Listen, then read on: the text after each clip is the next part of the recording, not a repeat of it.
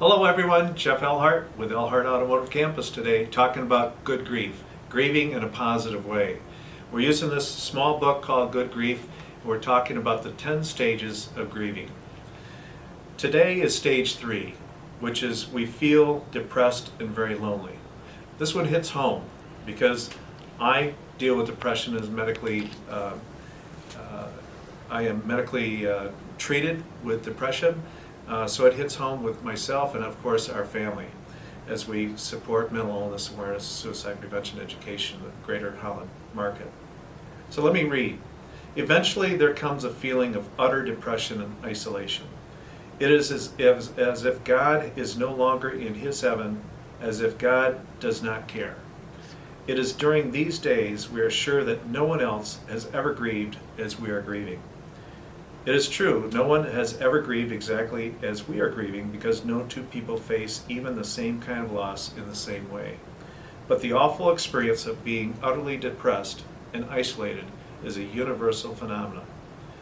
When we find ourselves in the depths of despair, as some readers may be even at this point, we should remind ourselves that this is to be expected following any significant loss, and that such depression is normal and a part of good, healthy grief. One way to describe a depression is to say it is much like a very dark day when the clouds have so blackened out the sky that everyone says the sun isn't shining today. We know that the sun is shining, but it appears as if it is not. Perhaps you've had the occasion to take a plane trip on a day like that. Your plane climbs up and through the layers of heavy dark clouds, and you cannot see a thing through the windows. It is as dark as night. Then suddenly your plane breaks through the highest bank of inky black clouds at 28,000 or perhaps 38,000 feet, and immediately the sun pours through the window. Everyone looks upon the white billowy clouds still so black on the underside, and some people exclaim, it's so beautiful. Then someone says it's too bad the people downstairs can't see this. But the people downstairs are saying the sun isn't shining today. The sun is shining, but something has come between the people and the sun. This is what depression is like. Something seems to come between the person and his fellow men, so that he feels a tremendous loneliness, an awful sense of isolation, and he can't seem to break through it. When we are depressed, we find ourselves thinking thoughts we have never have otherwise. We say God does not care. We may even doubt that there is a God. Depression is not something unique just to you or me. It is an experience that seems to come to all people when something or someone they love and treasure dearly is taken away from them. What we must never forget about a depression experience is that one day it'll pass. Dark days do not last forever. The clouds are always moving, though very slowly.